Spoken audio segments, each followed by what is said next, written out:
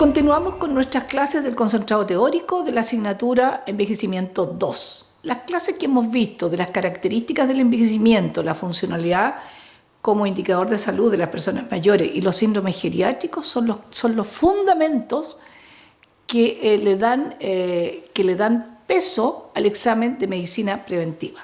Y ahora en este examen de medicina preventiva, ¿no es cierto?, vamos a hacer una valoración geriátrica en la comunidad. Como hemos visto anteriormente, ya en las clases anteriores, hemos visto que en el adulto mayor siempre vamos a estar mirando 4 aspectos. En primer lugar, vamos a mirar la funcionalidad, que es lo que está en rojo. Vamos a mirar los aspectos sociales, con quién vive, qué jubilación tiene, en qué trabajó, qué educación tiene, etc.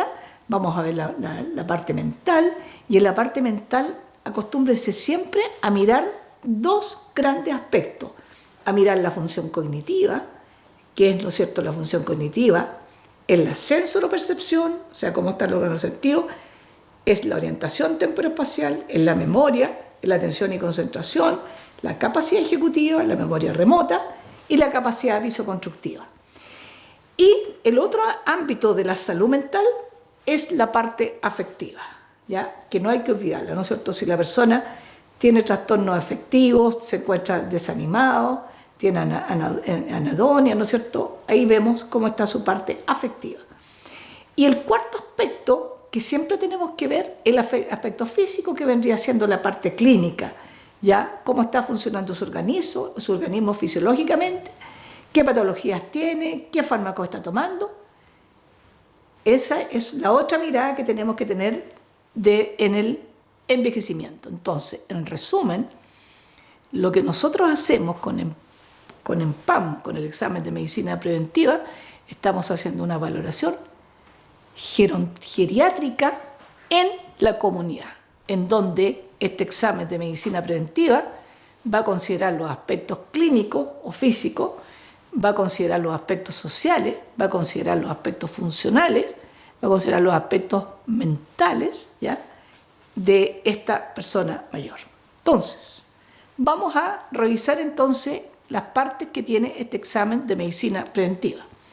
Este examen de medicina preventiva tiene 6 grandes capítulos. Un primer capítulo que es la presión arterial, ya, en donde vamos a ir a buscar fundamentalmente hipotensión postural. Después vamos a pasar a las mediciones antropométricas y vamos a ir a mirar el estado nutricional, y fundamentalmente lo que más nos va a preocupar es el bajo peso. Vamos a ir a mirar la funcionalidad, y la funcionalidad la vamos a medir con 2 instrumentos, que son un instrumento para aquel que es autovalente, que es FAM, y un instrumento para aquel que es dependiente, que es Fartel. Después vamos a mirar la parte social, ¿no es cierto?, cuáles son las redes familiares que tiene este adulto mayor, cómo participa a nivel de si tiene amigos, si tiene vecinos, si participa en grupos. Y después vamos a ver si hay riesgo de caída. Y en riesgo de caída vamos a aplicar 2 instrumentos. Uno va a ser la estación unipodal y la otra el Time Up and Go. Y vamos a ver también la sospecha de maltrato. Estos son como los grandes capítulos de este examen de medicina preventiva. Entonces, vamos a partir primero por los signos vitales y las mediciones antropométricas. ¿Cuáles son los elementos que lo hacen propio del adulto mayor y distintos del adulto o del niño? En primer lugar, la presión arterial de una persona mayor es exactamente igual que en un adulto. Se considera una persona hipertensa cuando tiene igual o más de 140 la sistólica e igual o más de 90 la diastólica. ¿Ya? Es absolutamente igual la presión arterial que en el adulto. Pero aquí sí que hay una diferencia con la persona mayor. Y es lo que la diferencia es que esa persona mayor puede tener una hipotensión postural. ¿Por qué puede tener esta hipertensión postural? Porque los varoreceptores, que son los que equilibran, ¿no es cierto?, la persona entre una posición horizontal y una posición bípeda, empiezan a disminuir su reacción frente a estos cambios posturales que va teniendo la persona. Y también hay enfermedades y hay fármacos que lo pueden alterar. Una de las enfermedades que más altera esta hipotensión postural es la diabetes mellitus. Y hay varios fármacos también que lo pueden generar.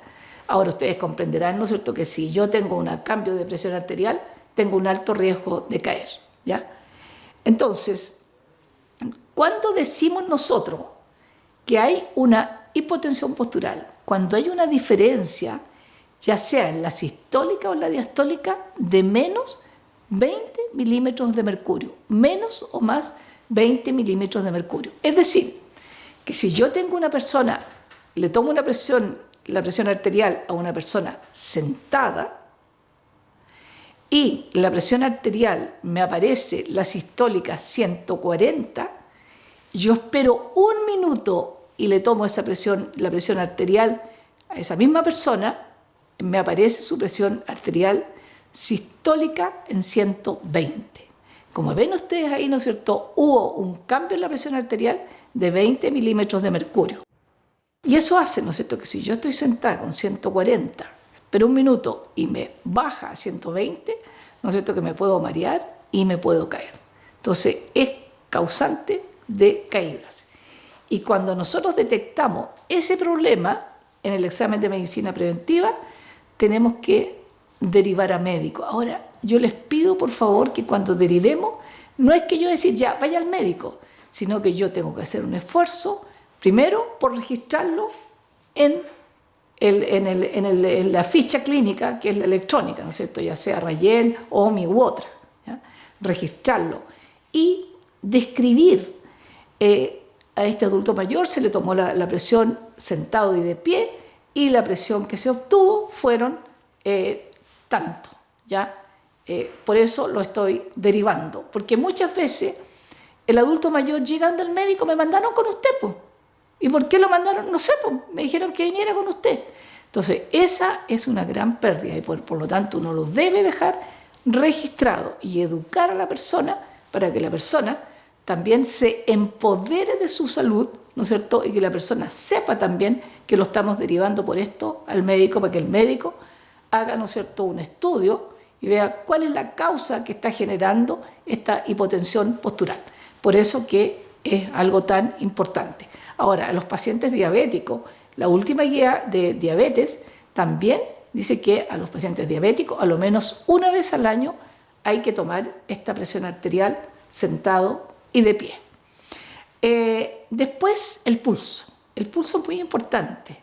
El pulso es importante que se tome primero, muchas veces ya no lo tomamos, que se tome y que se tome en un minuto, porque lo que vamos a buscar, vamos a observar si hay arritmia, si hay bradicardia, si hay taquicardia.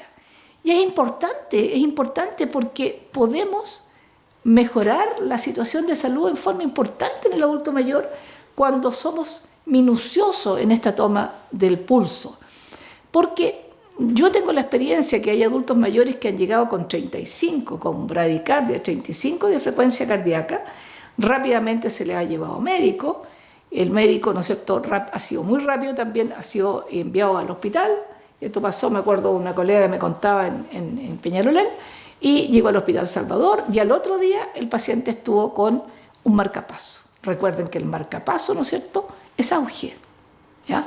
Uno tiene que hacer la relación entre todas las ofertas y todas las posibilidades que tiene el adulto mayor. Por supuesto, ¿no es cierto?, que ya hablábamos antes, con la hipotensión postural también están ¿no es cierto?, todas las posibilidades que tenemos con el adulto mayor, que tenemos el médico, de los fármacos, de compensar las patologías, etc. En el caso de una arritmia, de una bradicardia, una taquicardia, y si está indicado, tiene la posibilidad de tener un marcapaso. El marcapaso es un excelente, el marcapaso que usamos nosotros en el sistema público es un marcapaso que se llama de doble cámara, que tiene la cualidad de cuando la persona entra en arritmia, en bradicardia o en taquicardia, empieza a funcionar y regula esa condición. Esa condición queda grabado en un chip del marcapaso, y ese marcapaso debe ser revisado a lo menos cada 6 meses por el cardiólogo, para que el cardiólogo pueda ver cuántas veces debió funcionar ese marcapaso y ver cómo está por ende el funcionamiento del corazón. ¿Se fijan lo importante que tiene que nosotros hagamos esta detección en el examen de medicina preventiva? Por otro lado, en el estado nutricional nosotros vamos a medir peso y talla. Ahora el peso por sí solo es algo muy importante. Bueno, tratar de pesar con la menor cantidad de ropa, es indudable que en el invierno la gente anda con mucha ropa, ¿ya? Y también se registra si bajó de peso los últimos 6 meses sin hacer dieta, ¿ya? Sí, se pregunta, ¿no es cierto?, si ese ha sido su peso siempre, y si tiene un bajo peso, le pregunta a uno, ¿usted en los últimos 6 meses bajó de peso? Y si hay una bajada de peso en los últimos 6 meses, es un indicador muy importante para nosotros en un adulto mayor, porque puede ser el indicador de que haya un cáncer, hay alguna patología que esté larvada, que se esté desarrollando, y que la única manifestación que está presentando es esa baja de peso.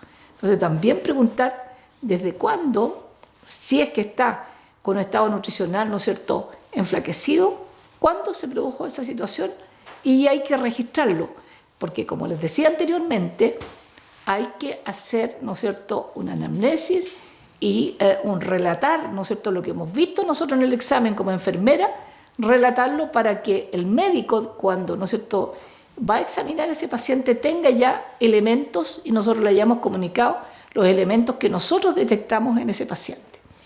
La baja de peso puede constituir una señal de enfermedad o puede estar asociada a la falta de ingesta alimentaria, ¿no es cierto?, relacionada con trastornos orales. Recordemos que los adultos mayores también tienen serios problemas a nivel de su dentadura, que partió, ¿no es cierto?, desde pequeño, por falta de higiene fundamentalmente, ¿no es cierto?, y después, ¿no es cierto?, hay muchos que están edentados, fundamentalmente los pacientes diabéticos, pierden los dientes, incluso un diente sin caries, porque la raíz ya no tiene dónde insertarse, ¿no es cierto?, y también podemos tener alteraciones del tracto digestivo en estos mayores, presencias de diarrea o vómitos frecuentes.